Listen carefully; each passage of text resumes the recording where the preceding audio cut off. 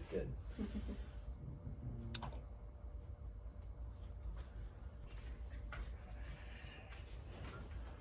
Welcome back to New to Hill Country. We're here today with Lark Mason and Izzy Mason of GoodEatsNBTX and maybe much more than that.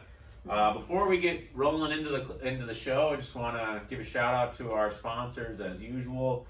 Our main sponsor is SBG Texas. This is our gym here. We've got a beautiful facility.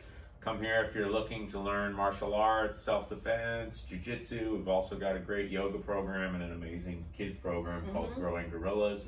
Our Growing Gorillas program is it's really a total human development program. It's not just martial arts. There's so much that we're teaching the kids in terms of just great life skills and everything. So beyond that, our other sponsor is LMNT, and LMNT is an electrolyte mix. I usually call it Element for short. If you really want to up your hydration game, Element is the way to go. It's a sugar-free electrolyte mix, and compared to anything out, I've never experienced anything like it on the market. It just nips those hydration needs right in the butt. And beyond that, if you were particularly on like a keto diet or something like that, it really makes the keto flu a thing of the past. Like, you don't get the keto flu at all, and a lot of people that try like a ketogenic intervention get real sluggish within those first 3 or 4 days, and this is just like, it's gone. You don't get that at all because your electrolytes are dialed in. When you switch over to keto, and I know you guys know a little bit about keto and stuff, there's a point where like your kidneys start kicking out excess sodium, basically. There's like a point in that early transition for a lot of people where the kidneys just start going like throwing sodium out of the bloodstream or whatever, and this electrolyte mix, which is high in sodium, just gets it dialed right back in and stuff. And there's potassium and magnesium in there, and just that ratio is just like perfect for absorption and gets your body going. We're both pretty energetic people, and both of us, when we've both done the keto diet at different times, and both of us completely zonked out for like a week. Sure, that first week.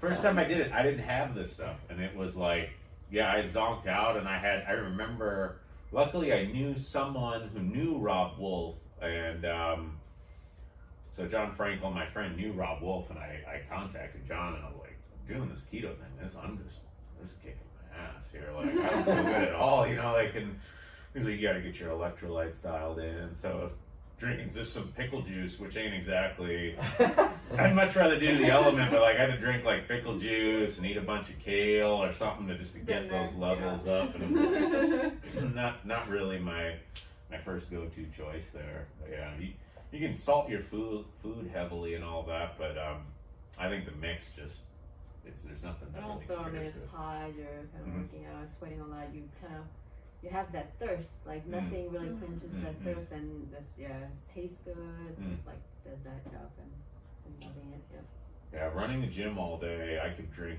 probably like 2 gallons straight or something, just because I'm always moving so much. And on the really hot days, when it gets over 100, it's like 104, then I'm sweating double time. I would say this cuts the amount of total liquid I consume easily in half, if not less than that. That's so nice. Your gym is nice though. It's air conditioned. Right. It's got really good airflow. I get after it, Lark. Yeah. Many people do mention that like even their kids love coming here because it's air conditioned. Well, we just for my antique business, we just moved our warehouse, and a gym moved into there, and I feel for the people who will inevitably be going there. Sure. Because it's hot. Right. A lot of No AC, metal. Yeah. Industrial building. A lot of sauna per gym. a lot of gyms elect that to do that, and we had that possibility of going the light industrial route. There is a way to insulate it, and you can set up AC. A lot of people don't do that. They're like, we'll just kind of sweat it out. It'll be rough, and I don't know. Maybe I'm just a big baby, but like honestly, I'd rather not do that. I've done it at times. Us too. Yeah, I have trained in those environments.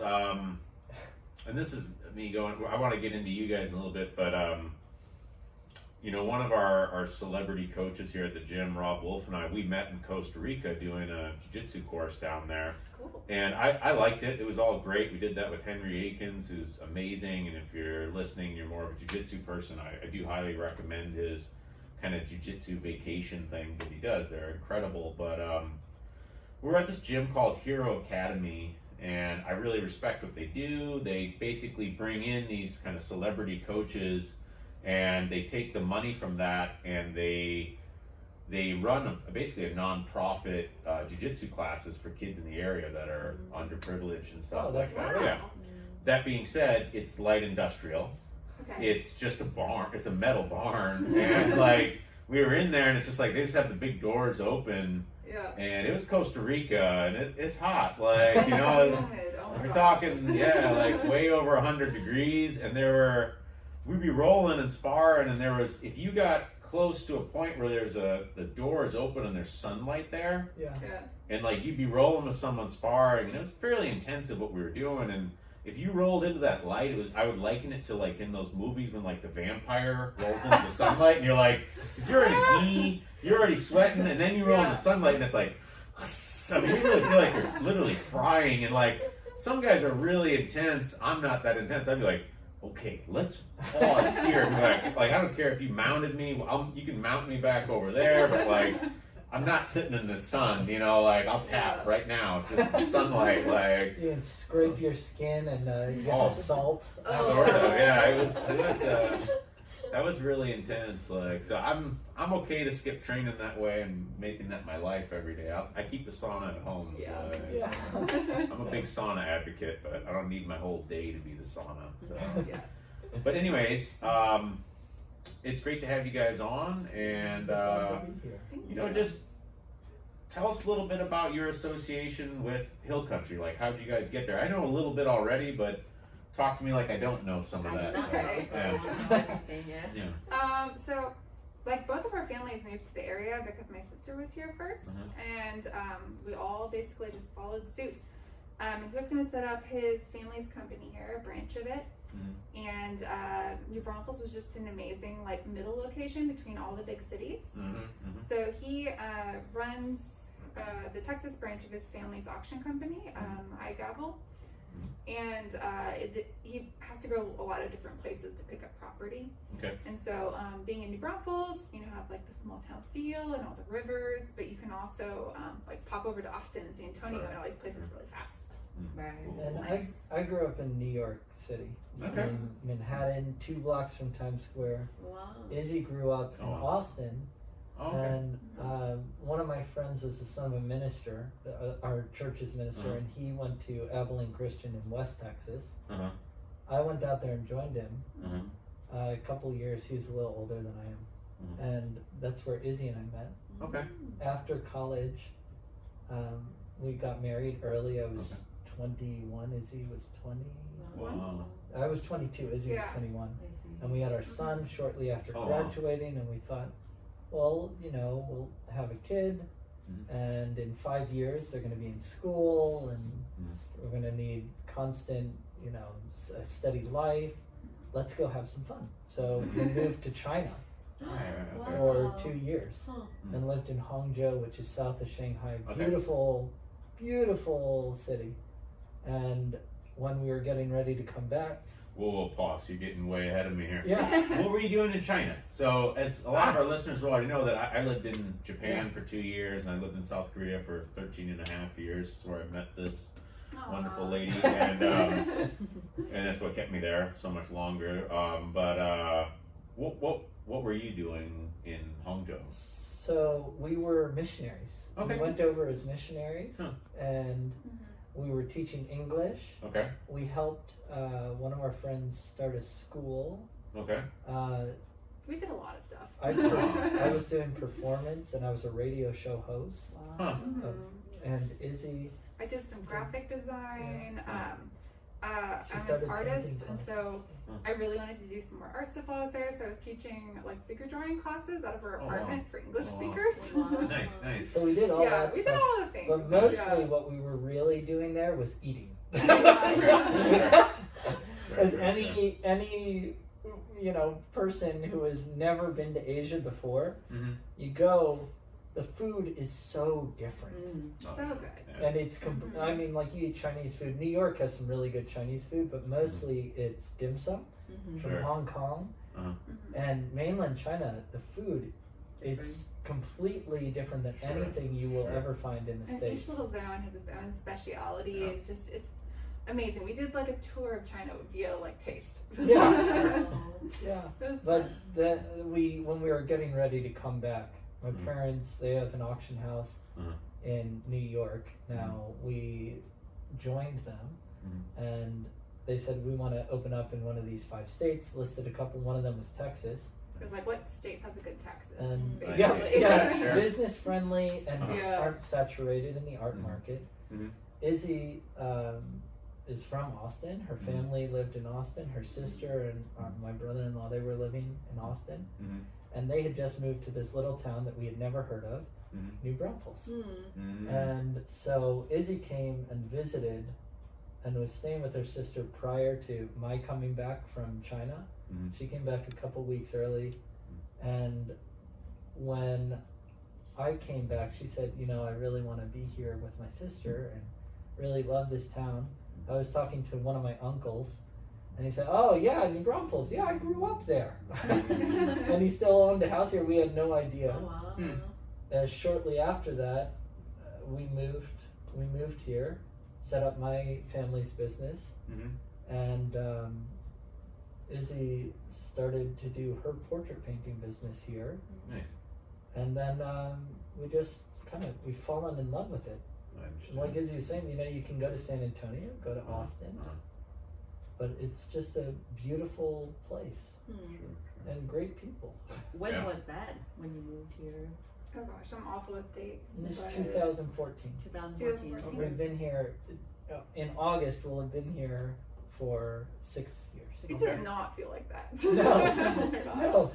Wow. We have only been here since October, so it's like what, 8 or 9 months or something. It Yeah. doesn't feel like that either. Yeah, that's It true. feels. Yeah. This was still- I feel like Well, time you goes guys have done slower a in lot. COVID. Yeah. Right, with Busy. COVID too, but yeah. Busy. But also there's so much kind of to explore and all that. We feel like we're still new. We haven't gotten to Yeah. explore Yeah. hardly anything because of COVID. But Yeah. it's usually we're so super busy with the gym, but then when we have free time, it's like she'll be like, "What should we do today? Let's go something," and I'll be like, "Yeah, that sounds okay." And then I'll kind of like look it up. It's like, "Now they're closed. Yeah. It's like yeah. it's closed. Yeah. Everything's closed." So it's like, all right, well, let's have to wait a little while. I guess we could go camping. Maybe we could go to a park. Maybe we could go swim. Maybe we could go camping. That's pretty much the only options. Yeah, Right. kind of get knocked That's back where into- when we've been thinking about where to go or whatever. That's what we've been doing. But then we think about how hot it is.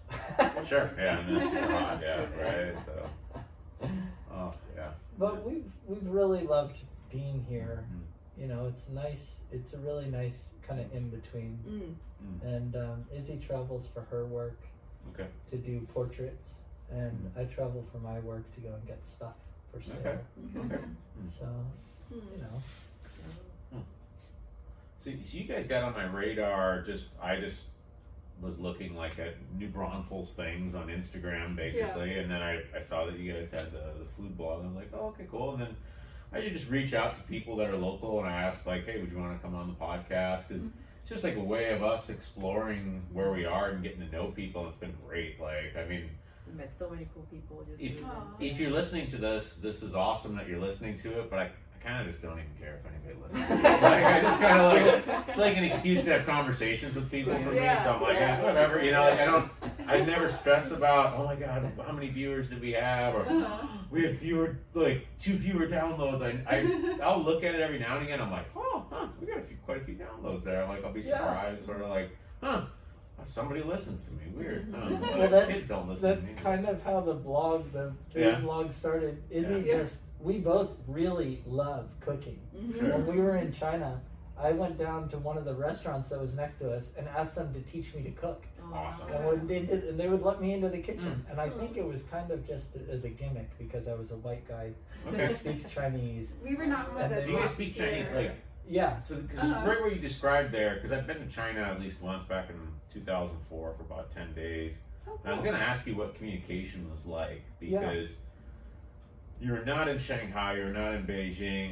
You were in Hangzhou? Is that Yeah. what you said? Hangzhou, yes. What's the population there? Ooh. Measly 8 million. Oh, yeah, it's a small town. Oh my God. Everybody knows everybody, right? Like, It's so funny talking to our friends there. They're like, oh yes, you know, when I graduate college, I'm gonna leave this city to go to a big city. oh, yeah. And you're like, Oh, yeah. Yeah. okay. This is the Very- size of New York. Yeah. Right. That's very Asia talk. Yes, Yeah. I know. I mean, Japan's got some real small towns, and Korea does have some real small towns. But yeah, even in Korea, the first place I went to, Jeonju, 500,000 people, but like the incorporated area is well over 1 million or more, and it's just sort of like, well, in Jeonju, countryside, like everybody knows everybody, and I'm like, in a town of 500,000, there's no way everybody knows everybody. Like, but yeah, I get that. So, but you said you speak Chinese. Yeah. Like, How did you learn that, and how did that is that happen? in college Yeah. or something, or? I'm curious. Well, he's a lot better than me.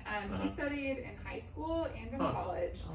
And so he had that basis, and then once we got into China and he was hearing it every day, it just like took off. sure, Yeah. And And Izzy. I did not study. No, but she studied when we were there. Izzy took A little bit. lessons and Yeah. classes. But it's And so mostly now, like just you know. absorbing. So I have like elementary level. Enough he's to pretty yell at our fluent. children in Chinese. There you go. I see. Yeah, Oh, that's it's good. funny. You come back and it's like in China, you're speaking in English so that people can't understand you, and you come back and I'm like, oh, I'm gonna speak to them in Chinese so that people can't Right. understand. Yeah. Scolding them. Yeah. I Well, do that sometimes. I will completely absolve you of the guilt that you feel. 'Cause I get that sense. You have 2 years, so you feel this guilt that you didn't learn the language well enough.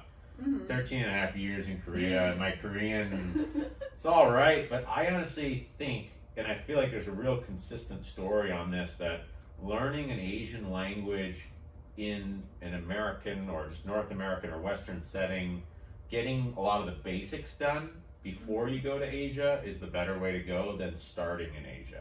It's a lot harder to start in Asia because at the basic, well, I mean, I taught language for a very long time, and like a lot of things for basics are expedited by having a bilingual teacher, someone who can go back and forth.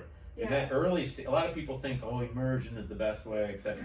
Yeah, if you're a kid and there's nothing going on and we're going to have 5 million repetitions per day or something like that, that works. But immersion doesn't work well for adults. Not really, because there's just fundamentals that you have to have initially. And once you have the fundamentals, which sounds like you had those before you went, then you're able to play with that. Like you have words and you have grammar, and you're able to build on that and create sentences and paragraphs. And, I had forgotten everything when we went there because in college they had just started the program. When I left, I was one of 2 people who were studying, and we just got it with one of the international students who was a buddy. We got them to teach. But in high school, I was fluent. I could read newspapers. Oh, wow. And then when I went to college, all of that went out the window. Sure. And then in China, it just everything comes back because I think you have it back in the back of your brain. Definitely. Right. You know, But language is not how to put this. Language is not exactly natural to Homo sapiens at the end of the day. Like language doesn't just develop. Like it's kind of an artificial thing that we impose, and that's why it takes a while for kids to get it and everything. And so like when you're not using it, your brain for the most part is super efficient, and it's just like this has no context or reality, so we're just going to throw that into the unconscious and it disappears. My Japanese is like it's inaccessible until I go to Japan, and after about 2 days, all of a sudden I'm back talking with people in Japanese again. But until that switch has to flip on, your brain's like, we don't need that. we met a French guy on a mountain. Izzy speaks French. Okay. I Barely spoke French Okay. until we moved to China. Sure. We met this Yeah. French guy on a mountain, and we were trying to converse. I can't remember why, but you know, I was trying to speak to him in French. I took French for 8 years. I couldn't speak a single word. Yeah. He was trying to speak in English, couldn't speak a single word. So here these two white guys on the side of a mountain in China, and we were speaking Chinese to each other. I've been there. It was Been there. very Yeah, funny. Sure, sure. So our city of 8 million was small enough that anytime you would see a foreigner there, we would feel the need to be like, oh, hello, you know, Sure, like, yeah. let's be friends. Obviously, we have this small population like Yeah, connection. So yeah, it was, I'm sure, a Well, situation you know, like like Very that. typical of expat communities, particularly in Yeah. Asia. Like it's like Mhm. you're very visible to one another, and Yes. then like they become fairly tight knit, and yeah. Mhm. So, I would presume there's a little bit of probably feeling a little excluded by the locals to some degree. Like Okay. usually in places like that with like Mhm. a really homogenous ethnic group and stuff like that, people from the outside tend to feel like they're very much on the outside, kind of. Yeah. Like you are, like that's typical Japan. People very, in China were very welcoming, and they Sure. made you feel so special, Mhm. included, and they want to like have you in their homes. But it was very much oh, you are a visitor, Yes. no matter how long you've lived there. You're a visitor. Right, Yeah, right. But we Yeah. will go beyond like the normal things that we would do because you're a visitor. Right. So yeah, whenever you see like another expat, it was very much like step Sure. out of your bubble because here's another one of your people. Yeah, And then sure, you sure. discuss like where can I buy cheese. Basically, it was Yeah. that. Where can I buy cheese? Yeah, that'd be like, yeah, I can see that. When I first moved to Japan, that was like, that was a long time ago. There was no accessibility to anything kind of non-Japanese. Like it was super duper. I remember finding like Monterey and Colby Jack mixed cheese like $20 for something that would be like $2 at HPB or something. Like, do you know what this is? Like finding like a brick of gold or something. By the time I left Korea, though, Korea was so Well stocked, yeah. I don't think there was Everything almost was anything I mixed, couldn't yeah. find in Seoul. I mean, if I'd been in the countryside. I mean, I remember like, in 2000, and that's when I first went abroad and I went to England and, buy all the kind of like cereals that we'd never see in Korea and all those kind of like Yeah. exotic, products. So and it's the then- exact opposite of what Yeah. we're describing. It's so but fun. for Yeah, Right, yeah. and then now we go like it's all It's all in there. Korean, It's all there, supermarket yeah. and everything. Yeah. So just things have changed so dramatically. Rapidly. Do you guys love go it. to any of the Asian markets We've been Around? to the Korean supermarket near San Antonio. in San I think. Antonio? Yeah, San in San Antonio. Antonio I've been to, yeah. twice, which was really good. And then there's one Asian market, like supermarket called Uh-huh. A10, Just just there opened. yesterday. Yeah, We went did there. just open? Yeah, so we Yeah. went there. I was picked so some excited when snack, they yeah. opened. Oh my gosh. So, yep. I think they're still stocking. Yeah, just Yeah, like it's a little pretty bit bare, there. like, So I think they're we're kind of waiting. seen putting feelers out to see Sure. what Right, right, people are right. doing. Yeah, that was what- the impression I got yeah. too. Yeah. But, Very exciting. Our son, when talking about languages and weird Mhm. brains, our son didn't speak English Oh. when we came back Uh-huh. because I only spoke Chinese to him. Oh wow. He had a full-time nanny. We had a full-time IE Mm. who cooked for us, cleaned, and then watched our son While we were working. while we were working. And then And we moved We- into 6 months. So yeah, that he was was like 6 his months whole old. day was with the Chinese speaking nanny. Yeah, so when it we was came nice. back, he was just about to turn, or he was 3. He was Mhm. 3 when we came back, and he didn't speak any English. Yeah. And it was so funny because we had this, like the entire surrounding culture in Hangzhou. Mm. There's a very small expat community, unlike Mm. Shanghai or Beijing or Sure. Seoul or Sure, Tokyo. sure, sure. Right. And there were a bunch of I'm foreigners. sure. Yeah. He thought he was Chinese, I think. Yeah. Blonde hair, blue-eyed kid looking Sure, out sure. and going, "Who are all these weirdos?" Sure. Yeah. He stopped Where are my speaking Chinese people at? entirely for a month when he moved back. I think there was some sort of shock Yeah, or I'm something. sure. But then, then just the English started to happen. But Yeah, it and was he so only funny. spoke English after that. So now how is it? Like, does he remember Chinese? Yeah, or- he remembers some things, Okay. and we watch Muzi, and they have the Muzi is first. I think it was for French and English, but they make it in all these different languages, and we'll watch Chinese television and things like that. Like Chinese Sesame Street. It's really Dubbed Just to help Yeah. us keep up with it. you So know. he understands it, but he won't speak it at all. So we'll talk to him and he'll be like, oh yeah, okay, and answer us in English. And I use Chinese for work. I'm an Asian art expert, so I use. Oh, really? I Awesome. have to use Chinese, so I have to keep it up. So it's see. helpful. That's cool. Oh, Huh. that's actually a good environment. We have a similar experience with my son, 5-year-old. So he wouldn't speak English when we first got here. Like he would stay with his, his grandma and grandpa, and he wouldn't really speak English to them. Yeah. And now he's the first one who forgot Korean, and he wouldn't speak Korean now. Oh yeah. Like I would try to have him speak Korean, and just like the same thing. If I speak Korean to him, he was like, I understand, but he wouldn't really say it. Yeah. Yeah. So They it's are really so weird. harsh on me when I speak Korean too. Did you like, critique him? Dad. something- yeah, so like That's not right. I had to. My Korean is not bad, but it's like when I was. So my wife was super busy when we were in Asia, basically when we were in Korea. So I was kind of professor / stay-at-home dad. Like that was like. Thing about being a professor is the only real perk in my mind is that you have very limited hours. Yeah, we So taught like it's- 10 to Yeah. 15 hours a week. Right. Right. Yeah, so like I could be like basically a full-time dad, and so I always made it a point to not speak any Korean with them because otherwise there was no English input for them. Yeah. So like, and I was like, well, she'll speak Korean with them or whatever, and then we just speak in English usually. So when I do speak Korean with them, they're just sort of like.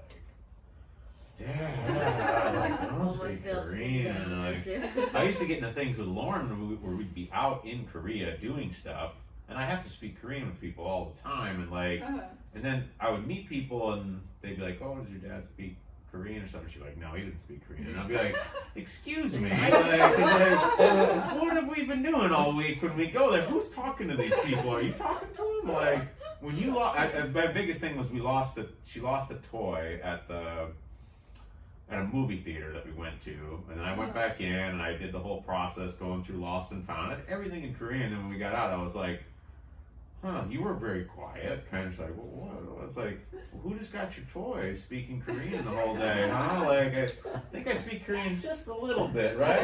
You know those words that I was using? Like, I mean, obviously your fluency is higher and everything, but it's sort of like, give me a little credit. Like, you know, like, a little bit. I only like studied full time for like 3 semesters in Korea, which but yeah, they're Korean. They say stuff all the time to her. And I'm like, I don't know what that. I don't know what's like what's that like. I'll know everything but some word in the sentence, and I can't follow it. Like, That's Awesome. really I cool. love how like much a sponge children are. You Oh, know, yeah. it's so nice. It was so funny coming back. Our son was put into like a normal preschool, and like after having him in there for a little bit, like he couldn't speak any English, and so they were like, "Oh, you need to get him in speech therapy." And so I was like, "Oh no!" You know, I get like the mom anxiety. Right. So, You would too, totally. yeah, I go to the appointment to like double check, like, does he need speech therapy? And they're asking questions. They're just so not very situation at all. And they're like, does he know how to say yes or no? And in Chinese, there is no yes or no. There's no like set thing. It's like they'll ask a question and you affirm at the same word. So they'd be like, to be, and It's you're just like, negative yes, or to be. positive. I understand. Yeah. I understand. Yeah. So of course I have to answer like no, and they're like, oh, that's so basic. Oh no, you know. So it was just so funny the situations that like arose from that. Yeah. Well, when we came back, the whole thing was we had a huge culture shock. Well, Izzy much more so than I did because I was traveling a lot the first year, and Lark, our son, was so young that it was hard, and we had just had a daughter. I see. So Izzy was at home. We live on a little ranch, and we had moved from a high-rise apartment, the 8 million Downtown, people, yeah. where we had a housekeeper, a cook, full-time babysitter, to living on a ranch Yeah. in the middle of no place, Right. no neighbors, in what felt like at that time, of course, it felt like a foreign country because we had been living in Asia for 2 years. So when we came back, we started to cook Chinese food. Hmm. Nice. Just at home, and that's pretty much exclusively what we cook Yeah. for ourselves. Mm. And that's when Izzy kind of started the blog, was to record what we were doing, and then when we wanted, like you guys are doing this, the podcast, we wanted to explore our area. Sure. Mm-hmm. And so Izzy started to do the food blog. We wanted to That's get so cool. to know it and So we could explore get like the- what is yeah. good, so we can appreciate, you know, like the area that we're in. Mm-hmm. But yeah, it was, our interest in food was very much like growing out of like moving to China and not having like our comfort foods from home. Sure. And so we started cooking tons there, being obsessed with like, oh gosh, I really want like the hamburger bun that I ate at this certain place in Sure. Texas, you know? Sure. And then we moved back and they were like, good Lord, I am half Chinese now. I need to have my Yeah. Chinese food. Where is this? And so we have to make it all ourselves. And then, yeah, I just bit like an obsession from there. Is like exploring the taste, So because cool. it became such an important thing in our lives, you know? Yeah, it was when we started baking bread and things like that. We'd make our own noodles when we were living in Asia, when we were living in China, and then coming back, we make our own dumpling wrappers and dumplings. We make the baozi, the little Chinese hamburgers, you know, I see. the zongzi, which are they're like you wrap. Wanja? Yeah, I think Yeah. I know what you're talking about. Yeah. Cool. So we just really like eating. That's what keeps us alive, so it's pretty reasonable to, Yeah, to enjoy it. like, yeah. So food blogging, you guys do it together. Like you're an artist and you work for the auction company, but food blogging is kind of your common Yeah. like A joint co-project. effort. Yeah. Izzy does it more. Izzy does more of it than I do, but I do some with So it. tell us more. Like, how does it work? Like, do you kind of post something like weekly, or like, yeah, tell me everything about food. I wish we'd posted weekly, but I'm not as very consistent as I would like to be. But yeah, we go to a lot of different restaurants, and we only post the ones that we enjoy. You know, we don't want to like add to any like bad reviews of any places, because you know there's somebody out there that will still like it, so there's no need to put that out there. And so we'll take 8 point pictures and be the really obnoxious person in the restaurant, like standing on chairs to like get an overhead shot and stuff. And then I do it all on my phone, so I'll photograph with my phone, I'll edit on my phone, and then we'll write actual blog posts on it, which we put up on our website, and then we wrote like just a short little description for Instagram. That's that. Okay. What is your website?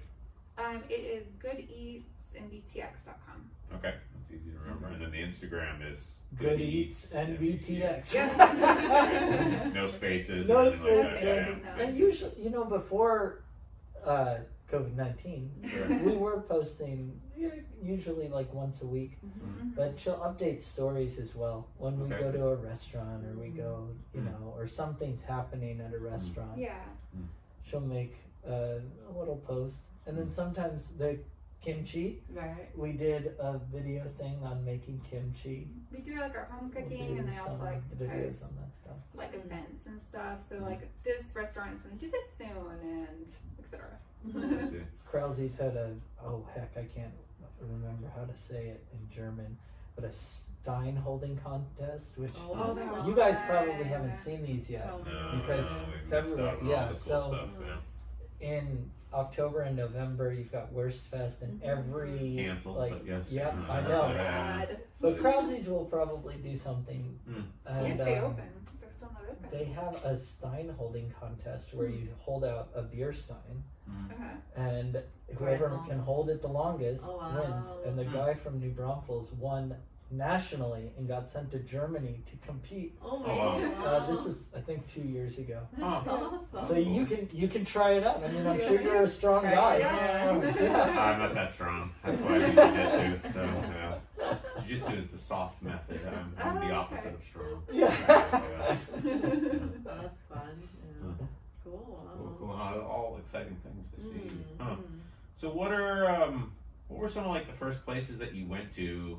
I guess you don't like to talk about the bad ones. So like you can just talk about Yeah. like when you first started blogging, what were the best restaurants you went to, or just what do you? I mean, you're Good Eats NBTX. Yeah. Where do I need to go to eat? What are your top places, Right, basically? exactly. Like I think that's Okay. what everybody wants to know. Right. Like Well, there are a bunch of different places that are Mhm. good for different things. Mhm. There, Yeah. New Braunfels, because it's a tourist town, Mhm.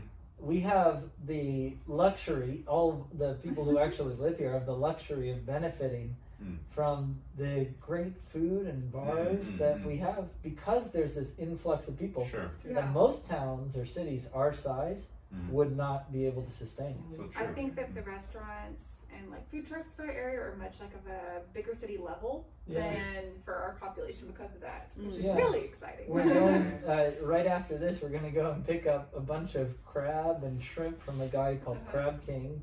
I've heard about He that. does good. he does Oh my these gosh. crab boils, and they're Where- so Yeah. good. Where is it again? Like, He's next to the green Harley Davidson. Uh-huh. But then Okay. there's also, if you go to, there are some little wineries in the area. There's Dry Kamal Creek, and they have this guy who does brick oven pizza Oh from my the gosh. back of his truck. So good. He's Okay. got a trailer that he pulls, and it Huh. has an actual brick oven on it. Goldstone pizza. And it's Huh. still, So it's good. delicious. Huh. Yes. But then there's, we love McAdoo's. okay. That's I haven't across been the there street yet. Right, from we my heard office, about it, and yeah. McAdoo's is great. Huh. They have really good food. They have a great brunch, but our favorite restaurant right now is probably La Cosecha Mhm. because we just went to. Okay, I know San of Miguel. it, but yeah. Is it the one on Line Street? No.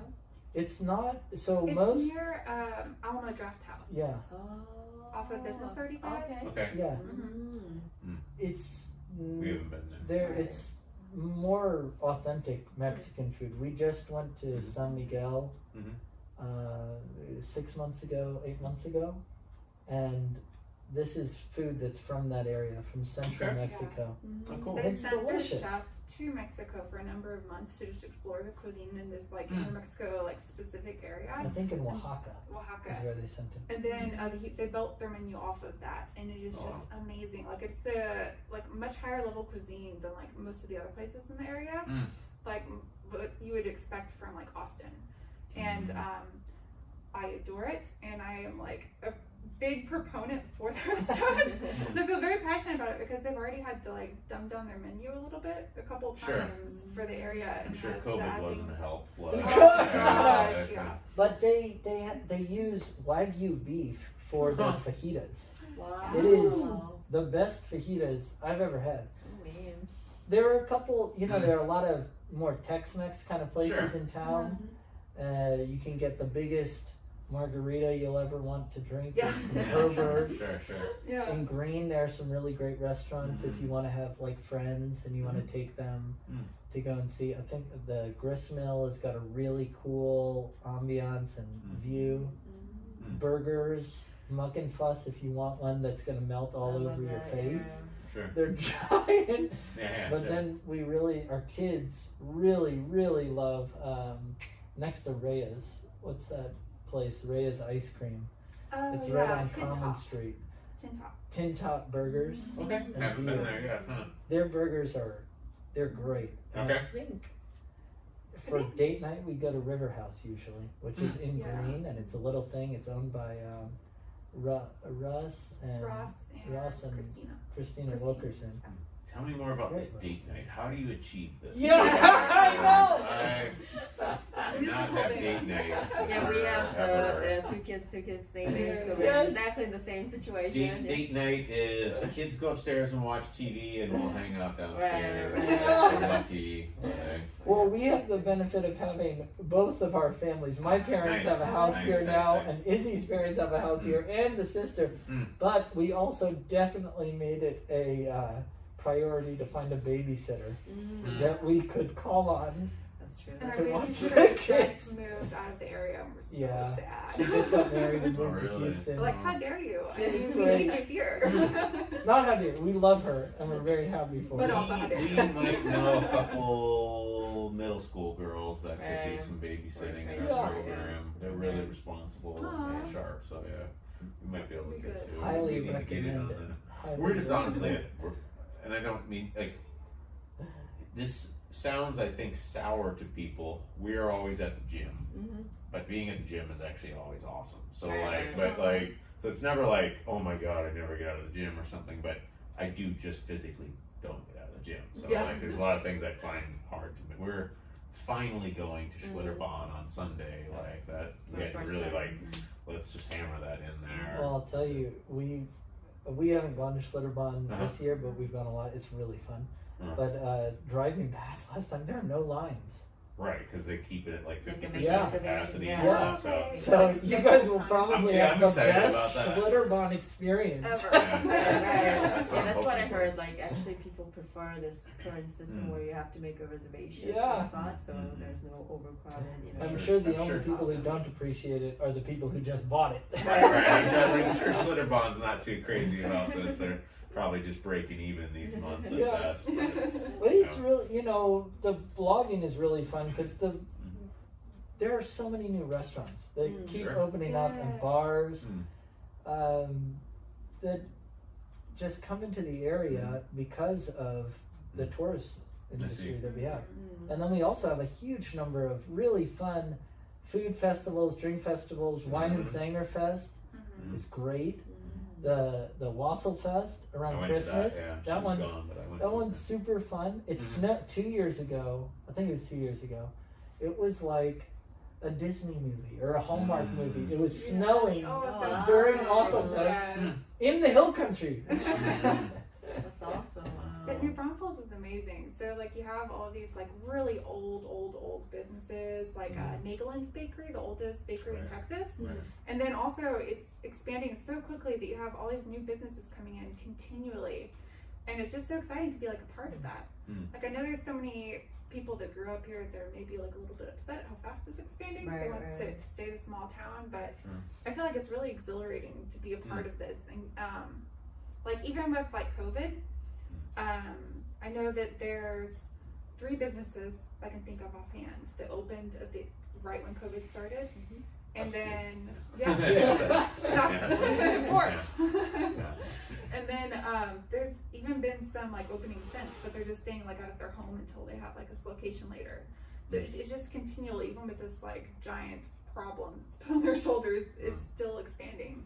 It's really exciting. Have you guys found some restaurants? I mean, I know everything shut down pretty quickly, but before that, did you have some restaurants that you really liked here? So we definitely went to Wisachi, which is so Yeah, far my love favorite. Wisachi. Yeah, like I heard so many, restaurants from you and also from other guests. Like there's so many restaurants that we haven't explored yet, but Wisachi is definitely like Wisachi and Buckenfuss is like if you ever have like, do you want to eat out today? Those are come up as my kind of go-to places. Krause, We we've like been there a Krause, few we've been times. there. I like it. Usually when people come in town, we take them to Krause. Crozie's is so fun. Yeah. I like it's the great whole with vibe. kids. Right, Sure. right. Yeah. It's Yeah. just let them loose. Like, go have fun, we'll be Right. over here. That's kind of the other date night. I see. Okay, have fun. Yeah, sure. Yeah. We'll We do that with Hisachi also. He's gonna send them in their little Right, court they have bar kind of like a thing. little bit of Yeah. garden thing. Go. Yeah. Yeah, they do Guitars Under the Stars. Don Forrest is the owner, and he's a great guy. We really like him and like what they do there. I think for us, some of our favorite, well, at least some of my favorite food places, I'll speak for myself, but we like the Sweet Coronado's barbecue truck that's up, that's on Seguin Avenue. Yeah, they're I good tried now. that. Yeah, I like Is it the one with like sweet sauce? the sweet ribs, Yeah, the really baby like back it, ribs. yeah. They were probably some of the best ribs I've had, like The since sauce I is came to really Texas, and just maybe some of the best ribs I've ever had. And then 1836, which is on Yes. County Line. Uh-huh. I really like that guy. I can't think of his name right now, but Chris. Yeah, we get a lot of stuff off them. I like the burnt ends there usually. Those And are so good. now I'm saying that Yeah, everyone's gonna sold buy up out. the burnt ends. Right. Yeah, Sell out really quickly. yeah, he Wow. sells out Yes. really quickly. Right. So, yeah, but those are. I think that's partly because, and that may have been a little bit COVID induced. The fact that we like it so much because we couldn't go places. So Yeah. those guys were so open. You could just get your barbecue and go, and we just kind of. A lot of times we're just tired from being at the gym, and we're just like, let's just go home and see what the inside of our home looks convenience, like a Yeah. little bit, other than going to sleep there and just be there with our kids and stuff. So eat at home, and yeah, that's a tendency for us. What kind of food do you guys cook when you're? I discovered the magic of Instant Pot Hey. since I Yeah. arrived here. So I've been cooking a lot of ribs with that, Oh, which nice. really turned out really good. I cooked my very first cow tongue With Nice. that was really Nice. lingo. Is it Lingua. Lingua, Is yeah. it cow tongue? Yeah. Where Did do you- you get a cow tongue around We here? actually have. So here in our gym, we've got 3 different groups represented in our gym. We've got a lot of different things represented in our gym, but I love to give shout outs to everybody. And we've got 3 kind of major beef ranchers like in our gym. Cool. We've got We got Pure Pastures, Texas, and we eat a lot of that. Right. And then their ground beef is like so. the ground good, beef is- duck eggs. And yeah, it's like killer. And then we have Augustus Ranch, which is a little closer to Austin, but we got one of their guys coming down here. Because a lot of people caught on to us through Rob Wolf. Not exclusively. Some people came to us because I was on Andy Stump's podcast, Cleared Hot. And so Augustus Ranch, you can get like what is it? Tongue to tail package. And you'll Cool. get the tongue, you'll get cow oxtail, cheekbones, cheek meat. you'll get Bone bones marrow, with bone yeah. marrow, Yeah. and then you get a little bit of ground beef in there too. That's a great and they have other great packages. And they at their ranch, like, so I'll give you what's unique about each one. I'll take the long road like I always tell people to. So Pure Pastures, I think their big thing that what makes them particularly special is that they're super dedicated to regenerative agriculture. So they are reconstructing about 1,000 to 2,000 Yeah, it's acres huge, up around Canyon Lake, and they are really transforming that into something that is like truly like arable land and everything based on using real pastoralism and modern techniques. So and our celebrity coach Rob, his most recent book is Sacred Cow, and it's all about that regenerative agriculture and the value of cows and beef and everything, and kind of how frankly a lot of people are getting that wrong. But like Planting a garden out. We live south of Canyon Lake, Mm-hmm. and I will tell you, if he is doing that to the land, he will have the best land any place because it's about 1 inch of dirt and then rock. Right. I grew up in Iowa, and one of the things that why regenerative agriculture really made sense to me right away is because growing up in Iowa, I think for a lot of people that grow up in that Midwest region, the talk about losing topsoil is always there. Yeah. And what I've noticed, and I don't mean this to be negative towards, quote, city folk or something like that, because I'm actually city folk for Iowa standards. Like, I didn't grow up on a farm, but a lot of people are like, oh, we'll just like grow things, you know, and it's like, well, there's an expenditure of resources that happens. Like, soil gets depleted, and you have to have a process of regrowing that topsoil, and that's a lot of what pastoralism does. That's what human beings did for like 10,000 years. They didn't just keep rotating crops is fine, but it isn't sufficient to keep topsoil. That'll just puts nitrogen back in the soil and stuff. So, anyways, that's and then we've also got I don't want to miss anybody. Neiman Ranch. John Tarpoff, who was on the show, represents Neiman Ranch, and they supply like grass-fed, grass-finished beef for like top restaurants across the country. Cool. They are I think the top supplier. They are really the top supplier of high-end beef for all across the country and everything. Wow. So yeah, and they were like selling some top-end steaks and stuff like that because when the gyms shut down or when all the COVID stuff closures happened, but you would have had to drive up to Austin to get it, but you would have gotten like tomahawk steaks for like really top grade restaurant grade, but at a lot cheaper price. So stuff that most people don't even get access to. I'm gonna have to get like a list of this written down later. No, it's we try to. So it's a meat eating gym to some degree, we just happen to have all those ranches here, and pretty soon we're gonna have the Pure Pastures is gonna set up a drop-off point here in our gym. So that's really cool. Yeah, people will put in orders. They're gonna put products in there. We People will can kind of look at it. Yeah. And then pick it up and. When we got married, my aunt's gift to us as a young married couple was half a cow. Nice. Oh, wow. Nice. That's Which, awesome. again, I grew up in Manhattan. I was like, this is What this is is Oh my weird. goodness, Yeah, sure. Now you can get. I know Augustus Ranch will sell you basically half a cow. Yeah.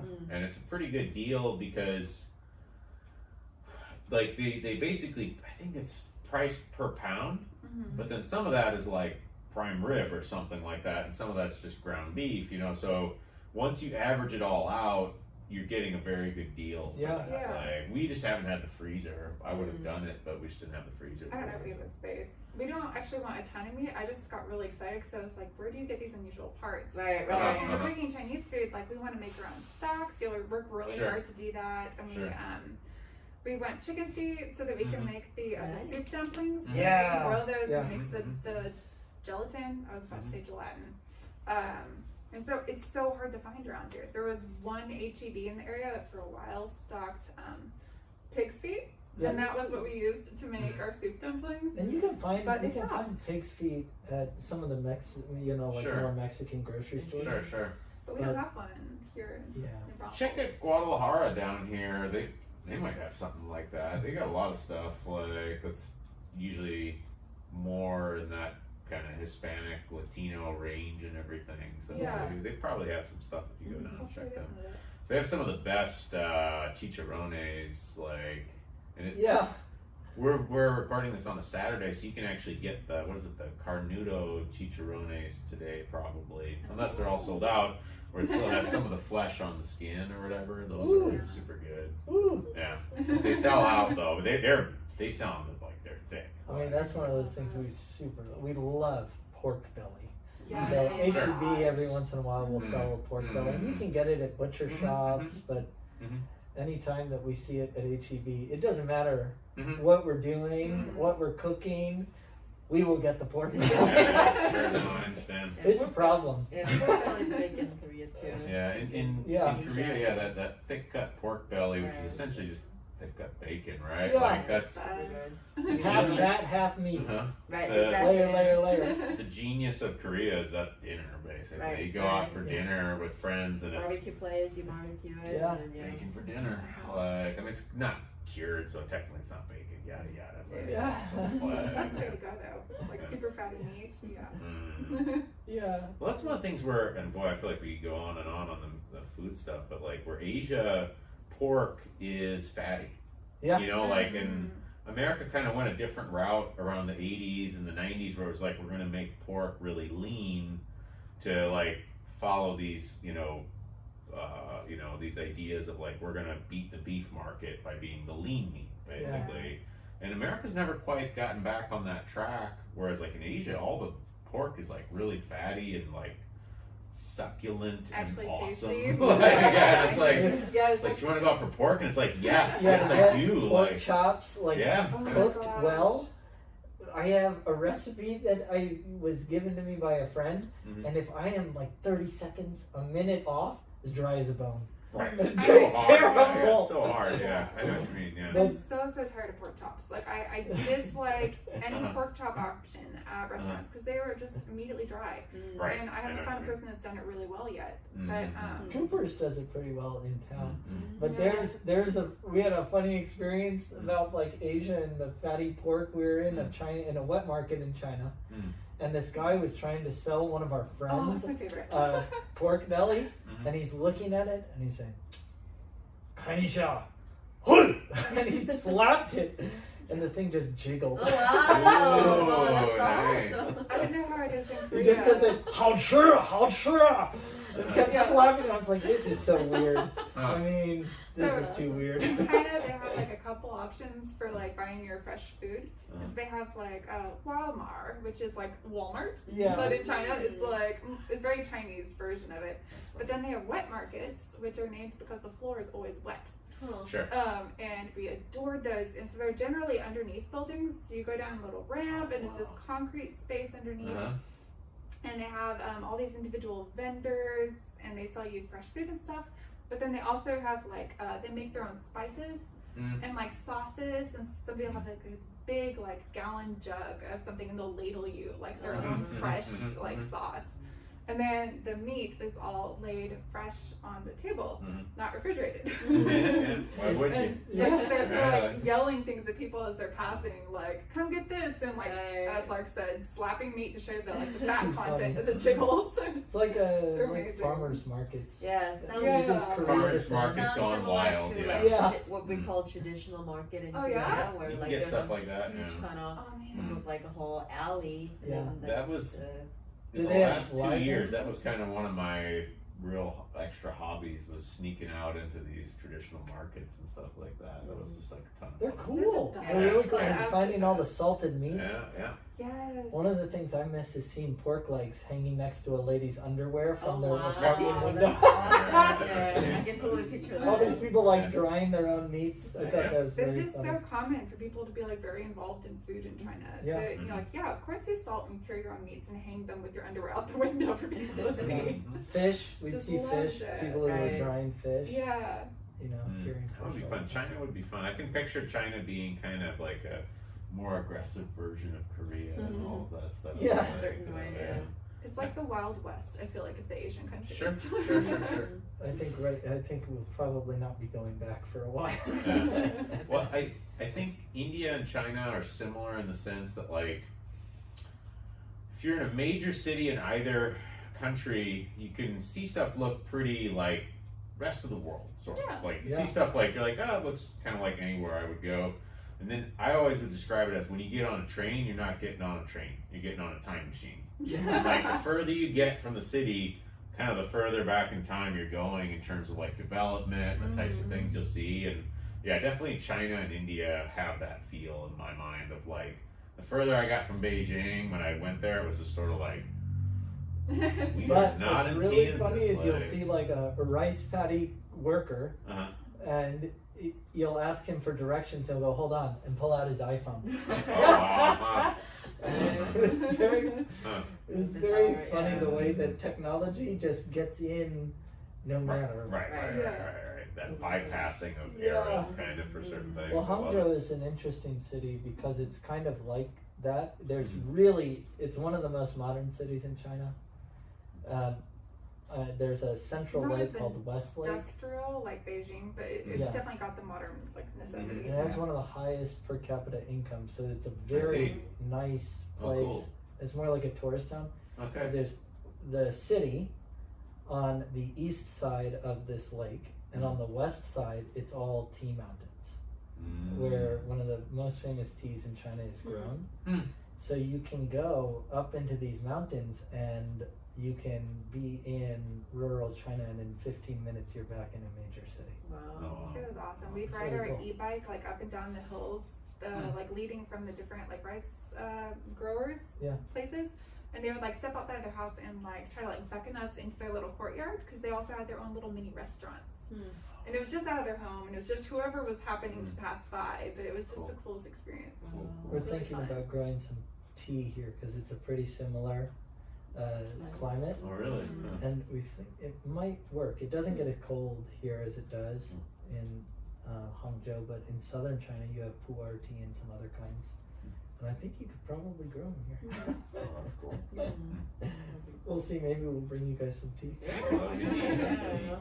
Hey, a couple other things, like, I just saw, for those watching the video, Lauren, I think, just passed a little slip under the door there. Is it done? Yeah. Which means, Can I I guess come my in? kids are like, can I come in or whatever. He's being so patient. Oh my Yeah, goodness. actually, but just before, like, so I guess we'll start moving in that direction, but tell us about the other stuff you do, because we've talked a lot about, you guys do a lot of other interesting stuff, so yeah, please, just in whatever order you want, like, tell me a little bit more about your other work besides the blog and stuff.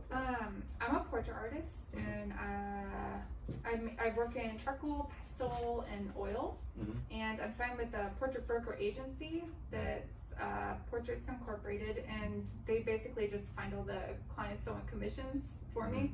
It's just really nice. I don't have to promote myself because I'm really bad at it. Yeah. And so I just do that, and I've got like a little studio. I used to have one in the Landmark Lofts. Have you guys seen that building? It's like the giant factory building downtown that's got 3 smokestacks coming out. Oh, I know what you're talking Look about. at Holland. Right next to Land It Park? used to be Yeah. Okay. the largest power plant in the United States. Oh, really? Oh, wow. Yeah. Huh. So, So we keep going. interesting. Random interjection. It is so fun. And then we're working on moving into our house that we bought downtown. And so I moved out of there, and now I'm like in our house. Okay. So I just show up at clients' locations, I take photos, I do sketches in person to get the colors down, and then I bring it back to my studio and like make the final painting with both of them. Wow. makes the fun. She does magic. Her paintings are fabulous. Oh, It's really good. She just, and I'm gonna boast on you, she just got 4 pages in the NB Monthly magazine. Oh, cool. A little story published on her with pictures of some of her things, cool, and then she was up for the Herald Zeitung. We don't know. We're gonna find out in September if she won it, but for the best local artist. Oh wow. Cool, cool. So she's one of the top 3 at least. Oh, And we'll see. nice. Is there any kind of website or social media? Yeah. That we can see your. My work's on Isabel Lane Mason. That's my Instagram name for that account. And then my website is isabellanemason.com. Oh yeah. This is all That's Lane. easy. Yeah. Yeah. Awesome. Cool, Wow. cool. Yeah, and then I'm an auctioneer, and I am an Asian arts specialist. I specialize in a couple different areas as well. Certain types of firearms I know quite a bit about. Huh. Knives, Yeah, some Japanese weaponry. Cool. Japanese woodblock prints. Japanese woodblock prints is really, those are my favorite areas, Japanese That's woodblock cool. prints, and I've been studying a lot about swords lately. Cool. But I also know quite a bit about antique books. Okay. Right now I'm working on a collection of those. And really for my business, you learn about things as they come in, because we'll get a great collection of, last year we had a fabulous collection of Lark glass made in the early to mid 20th century. In the 19 teens, 10, I think 12 was, or 13 was his first real push up to World War II. And then it kept being produced, and it's still produced today, but that's what I know about in that area, because that's what we got. I see. And so it's a fun business. Huh. I go around the country and get antiques, and I do the Antiques Roadshow, which is just Sorry. fun. Siri. The Siri Sorry. just Siri's always listening. Yeah. Find an antique shop. But in town, we moved a 1850s, 1840s German settlement into downtown, catty corner to McAdoo's, Okay. and that's our auction space. We Oh, don't cool. do live auctions; it's all online. Okay. So COVID-19 has thankfully not affected us as much as it has some other people's see, businesses. Right. I just had to give people a bunch of stuff to take home with them to work on. Okay. It's really Wow. funny. I'm goofy like this. I was gonna ask you, like, can you do the auctioneer voice? Yeah. But like, you $10 can't. bid, now 20, now 20, we give them $20 bid over here, now we're looking for 30, looking for 30, looking for the $30. We got a $30 bid from Lauren out in the hallway. All right, now 40 bidder, $40, sold. $40 to the man in the tank top. Wow. Nice. I dig it. Awesome. I do that. There are a couple different charity auctions that I do for groups that I'm involved with. And not for ones that I'm not really, because charity auctions are miserable for auctioneers. Oh, really? Yeah. They're really hard because nobody wants to be there. They just want to go to the event. They want to go to the event and have fun, and the auction is the part that you kind of grimace and get through. I see. So I do it for groups that I'm really directly involved with and I really see. want to help out. I see. There are auctioneers who charge and get, like, that's their business. More power to them. I don't know how you do it, but it's fun. Wow. It's a fun business to be part of. And with Izzy, we get to take our kids, to go to museums all the time. She has portraits that will be in most frequently in the South. Right now, she's kind of doing a lot more animals and young children because she's just starting out in her career. So she's more affordable than the guys who are painting senators, I see. Okay. The group that she's part of represents about 150 or so artists, and at the top level they are painting presidents. Their portraits are in the National Portrait Gallery as senators, major businessmen, corporate, industry leaders, and then Izzy's like one of the youngest, if not the youngest person to ever sign with them. Oh my, that's awesome. So it's cool. I deal with dead people's stuff, and Izzy is creating for the world. So it's My favorite thing fun. though about those auctions, the auctioneer call, is that when they moved their company to Texas, you had to get an auctioneer's license here. So he actually had to go up to, was it Houston or Dallas? It was Dallas Dallas? Auction, Dallas Okay. Auction Company, and they were good. Yeah. The school, the Dallas Auction School, and it was good. A good school. Mm-hmm. Mike Jones was the guy's name. I see. But they were teaching them like how to be an auctioneer to have your license, and he had to learn the cuts of beef. Yeah. Oh, really? So evidently Yeah. that's like a big thing for auctioneers in Texas. They're gonna auction off cows and stuff. Yes. But Yeah. Cattle auctioneers Yeah. and car auctioneers. Huh. I was the only person doing fine the, art and fine art. antiques. Wow. So I just thought it was hilarious. They had to memorize those, and then they would every day practice like the auctioneer like calls the hey dollar bill that Yeah. thing. I can't even I do see, it. I But I funny I'm not very experience. good at doing the auction call. Some of these guys are crazy. It's like Yeah. they're singing a song. Oh, right, yeah. It's not like people think like, oh yeah, I'll be able to do that, but It's That's- hard. Skill that you have that's to Yeah. definitely acquire, a skill. definitely, It's a yeah. lot of practice. like how do they breathe? The you know? auctions, some of them can do continuous breathing, like trumpet players, or the kind of auctions that I generally am involved with, Sotheby's and Christie's, Bonhams, those guys.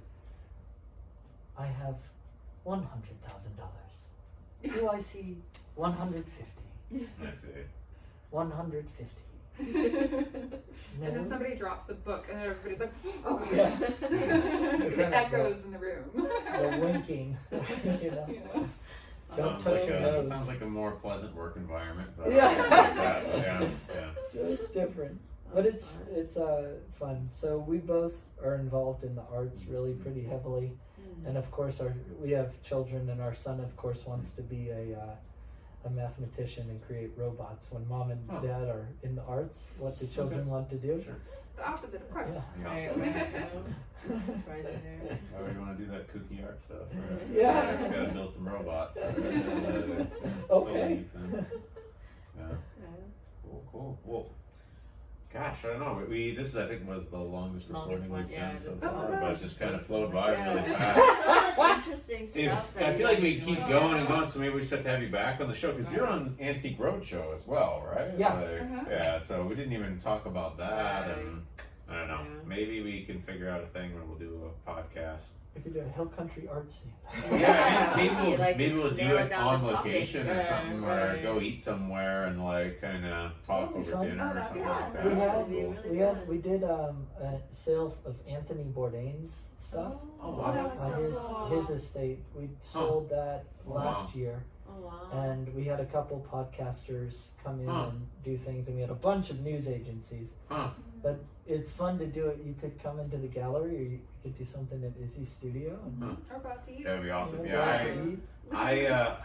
This Anthony Bourdain. Don't get me off on these topics so long. We should be closing up, but just I rarely am. I don't care, generally speaking, about celebrities and stuff like that. But like his suicide, like really like Yes. hit me like a bolt of lightning, sort of. Like I was just like, he just seemed like the coolest. He had just got his blue belt in jiu-jitsu and stuff like that. And so I was kind of following. I would follow his food stuff, but then he had this whole thing where because he was blogging and moving all over the world, he would do jiu-jitsu at different gyms and worked his way up to his blue belt as he was moving around and all that stuff. And he just seemed so engaged with Yeah. life, you know. So it was really like, oh my god, like where did that come from, sort of, you know? And just really was shocking. And yeah, Well, sad. Like, Lori Wollover, who was his longtime assistant Mhm. and wrote many books with him, Mhm. I think her podcast is Carb Face, I Okay. think is what it's Uh, called. Mhm. But she came out and Mhm. we got to know her really pretty well. Huh. She talked about him, and he just seemed like such an accessible person Right. for Right. normal people. He's Uh-huh. unlike many celebrities. Uh-huh. Yeah. You're like, man, especially in the food industry, when you talk Sure. about celebrities, Sure. most of them you picture, unless you're watching British baking shows, which we love. They seem like people you would want if you needed to be thoroughly disciplined. Yeah, sure, As opposed sure, to right, Anthony right. Bourdain, Yeah. who seemed like a guy you could just go and hang out with. And he seemed like Yeah. everyone would want to hang out Yeah. That's the impression that you got listening Interesting to him. and Yeah. laid back. And cool. His Yeah. death, I feel like, did feel very personal to so many people. I mean, Yeah. I feel like there's a giant reaction compared Sure, to like sure. all these other things that have happened. You know. Sure. Yeah, that Completely agree. was surprisingly impactful for me. I generally just don't, I don't know those people, so I just kind of shrugged. But like, Yeah. when I heard that, I was just sort of like floored by it. Like, really? Like this guy who just seemed so, he just seemed so engaged with life. That was the Yeah. impression that I got, and like, he just always, everything I'd ever hear him say, like I'd see all these quotes from him or something, just straight right on, you know, like, and seemed really grounded. So it was really like, I don't know. Yeah, that's a whole other topic, I suppose. But yeah, just really stands out to me. But we should probably close up here. I think our kids are begging us to stop. Basically, oh, Lauren's actually coming. Lauren, just come on in. Don't knock the stand over, but yeah, come on in. You can let's close this out. Come on Thanks for over being here. patient. So people see you. Yeah. You've been so patient. Yeah, waiting for the camera. Yeah. So, anyways, it's been great having you guys on. It's Good Eats NBTX on Good Eats Instagram NBTX. Yeah. or GoodEatsNBTX.com. Yeah. What was your page for the Portrait. portraits? Isabel Lane Mason. Okay, Isabel Lane Mason, and then The what's auctions are pretty darn easy because it's Okay. just Lark Mason Associates. Okay, yeah, that's like, our auction website's iGavel Auctions. just like to put it at the end so people don't have to go back and Yeah. try to find it or Yeah. something. Where was that? 20 minutes Yeah. in? 30 minutes in, right? So. It's great meeting you guys. Yeah, It's it been was really good. It was fun. fun. I want to actually learn more. Like, I want to talk. Oh, I feel wanna like keep we could talking, talk yeah, I for can hours. keep going here. You guys. This is how Joe Rogan does 4 hours, right? But I'm Now gonna I kill think it this here. is why I keep Yeah. them on like 3 hours. Killer.